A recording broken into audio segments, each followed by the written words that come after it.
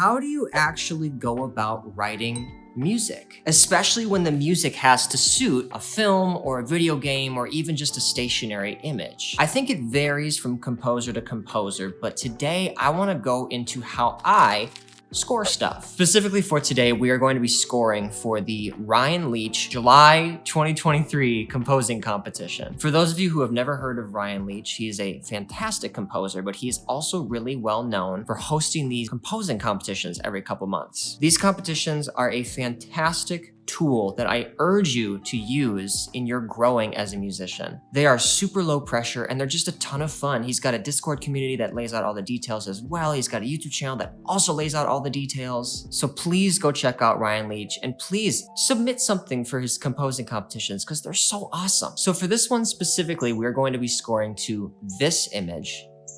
So to help with my composing for this competition, what I am going to do to start is I'm going to look at the image and I'm going to come up with some kind of story. A picture by itself doesn't necessarily give away every single detail about the image, which is really cool because it allows us to come up with our own storylines about it. It can be a more darker theme, it can be a more uplifting theme. So for me, when I look at this image, I see a Lone Ranger. He's standing before this great chasm of, I want to say, opportunity. I think he sees an opportunity to go off on his own. In terms of who this character is, maybe this is a man who has left home, left family to seek the adventure that maybe he's been looking for his whole life. His horse looks very loyal, just kind of waiting for next command. In terms of the instruments that I might use for this, I don't want to directly copy Ennio Morricone's work, but I will say he does do a really nice job, especially in The Good, the Bad, the Ugly score. He does a really nice job of setting up this kind of like dusty atmosphere. And maybe this man plays harmonica or maybe acoustic guitar,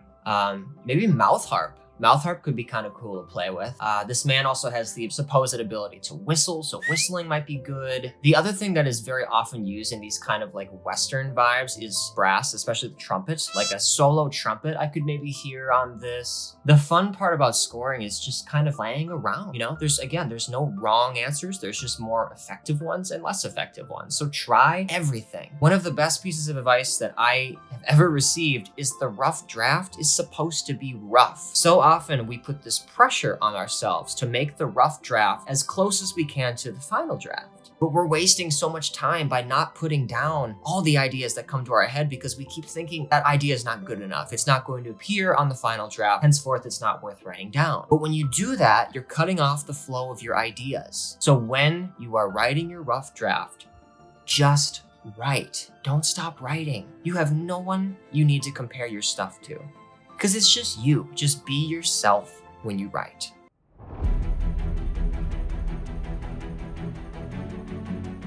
So, how do we do form? The best way that I have found to learn how to master form writing is by, first of all, doing some research on the different kinds of very commonly used forms of music, and also listen to the kind of music that you like and copy the form. And I want to stress on that point. Copying the form is not a bad thing. Now, if you're copying someone's melody, that's plagiarism. Copying someone's form, it's fine, because I can promise you that they did not come up with a new form that has never been heard in human history. There are really only a couple kinds of forms of music that are commonly used, so it's totally fine to copy the form of someone else's composition because that form is not original to them. It's like saying, I'm gonna make pizza without the cheese because someone's already made pizza with cheese. Okay, but you can do so much with cheese. Why would you stop just because someone has already used cheese? You see what I'm saying? That's a horrible analogy. So for this composition, I decided to look at another competition submission winner from the past. There is a fantastic piece of music written by a gentleman by the name of Wade Smith, and it is called Castle Thing. And what I have done is I have gone ahead and analyzed the form of that song, and I'm going to take that form and put it into my own writing. So if you look at what I have here, this is really, it's just chicken scratch, really. I just have the title, the composer, and then form, and then you literally just listen to the song and write down what's happening. So he starts with an 8-bar intro with this like little rising motive. You know what? Let's actually listen to it.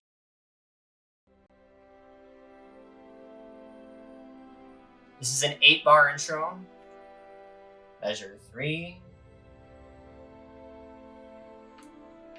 This little rising mode happens 4 times.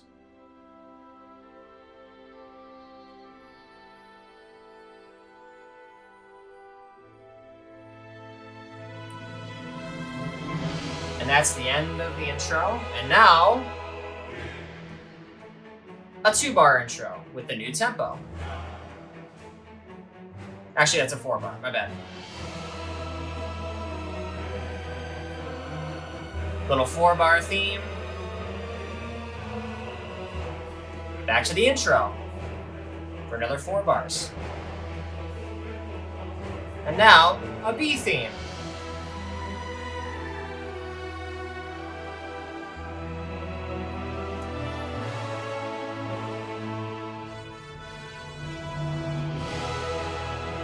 Little outro, just sustaining and done. And that's it.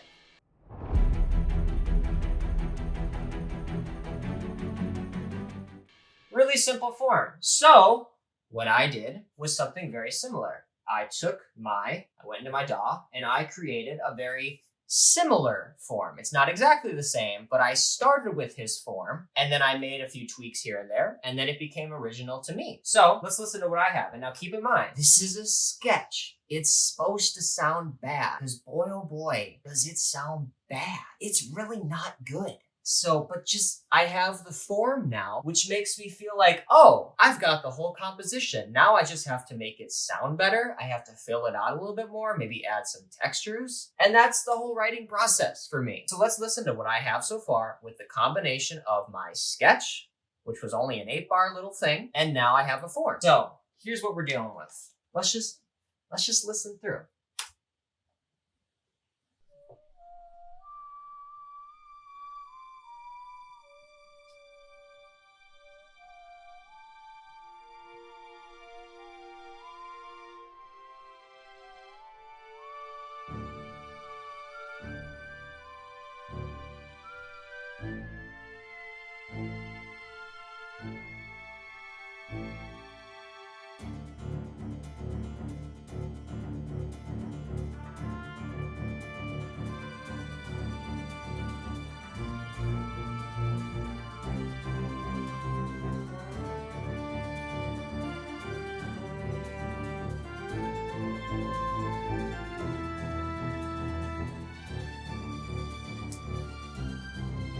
Oh, those strings.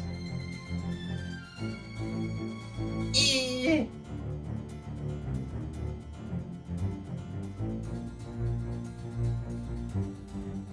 And then there's I liked this chord progression, so it's just a sketch.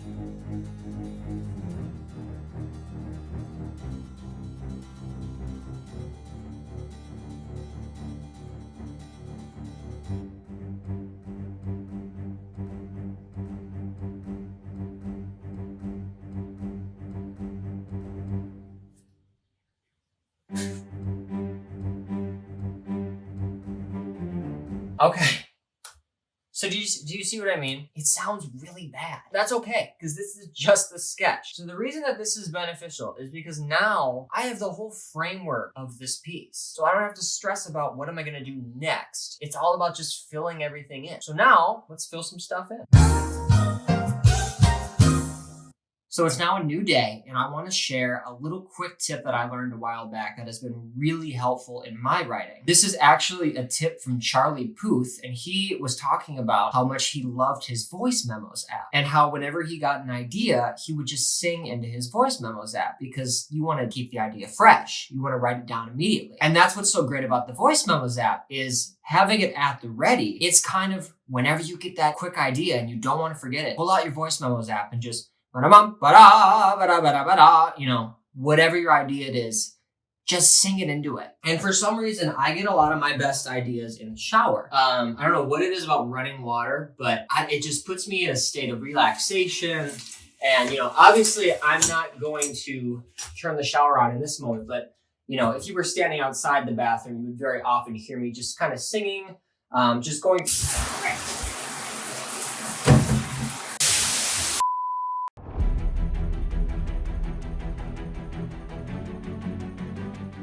So just to remind ourselves, this is what we had for the sketch.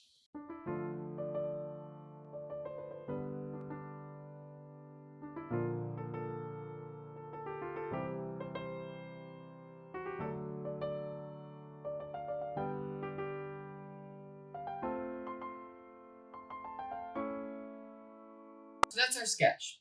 Now, when we listen to the whole thing, you're going to hear that motive come up a couple times with some slight variations on it to keep it interesting. So in terms of how this whole composition is structured, we kind of structured it in the same way that Wade Smith did with Castle Thing. So now that I have my notes in my hand, remember there was that 8-bar intro, 4-bar intro with the new tempo, then there's that 4-bar theme, then another 4-bar intro, and then an 8-bar B theme containing an outro. So in my version, we have an 8-bar intro, a 2-bar intro at the new tempo, and then a 4-bar theme. And then I believe it's another 2-bar intro, and then I think it's an 8-bar theme, which is like kind of a B theme, and then I believe it's a 4-bar outro. I can't remember for sure, but we'll find out when we listen to it. So the first occurrence of the theme is right away with the whistle. So let's listen to just the whistle.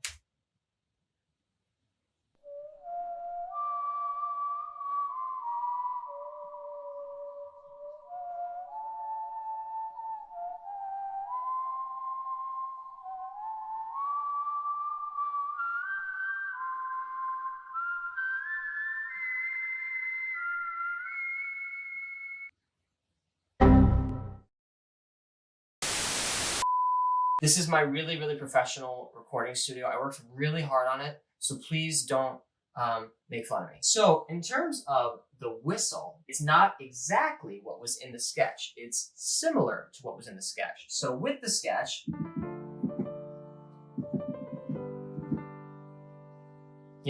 it's a little bit more ornamented. I wanted a more dramatic, slower beginning. So I took the theme and I simplified it. So instead of, we just have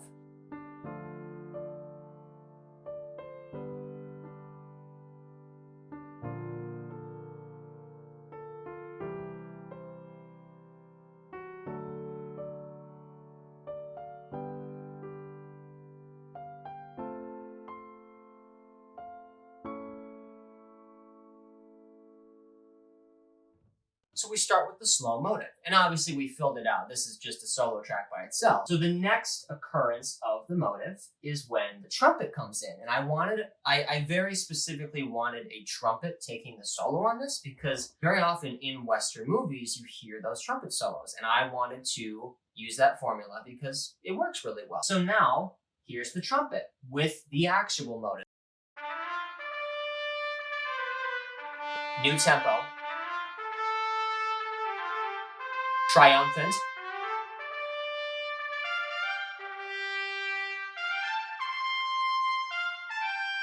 And again.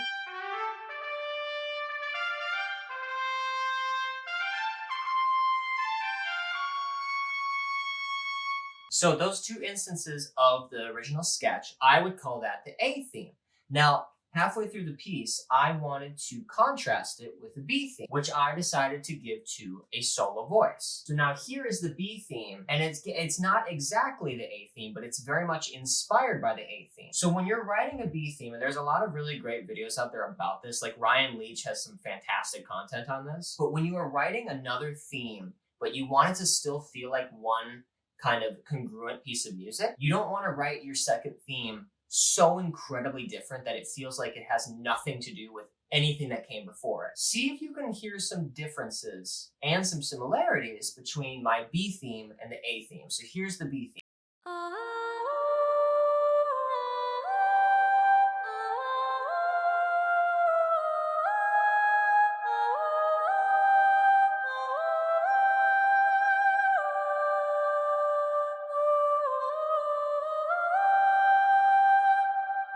So what I'm hearing from the original motive,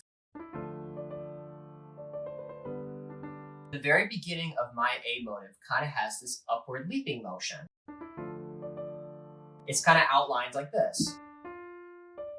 So when I was writing the B theme, I wanted it to have more of an uplifting major feel. So instead of this, I did this. Now, one of the really helpful kind of chord progressions that you can use all the time in film and video game music, it's all to do with mediant chords. So what are mediant chords? Well, mediant chords is when you are using a chord that is a third away from your starting chord. So in this case, we have B flat major, and then I went to G major. So if you want to find a lot of examples of mediant chords being used in very popular music, one of the very popular pieces of music is all of this stuff from Lord of the Rings. Howard Shore uses mediant chords all the time. You kind of hear this kind of sound with this music.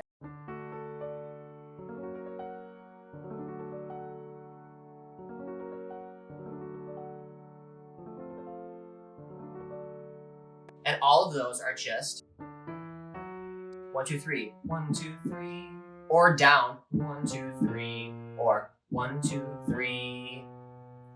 Just 3 steps away and you've got a mediant. So in this case, going back to my B theme, that's 3 notes away. 1, 2, 3.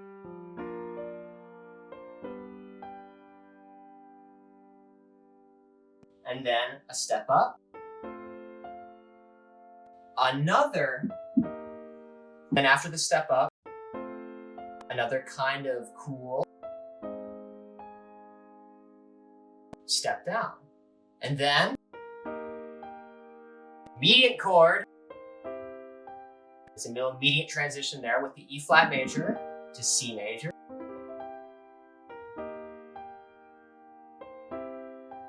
Finally, the dominant.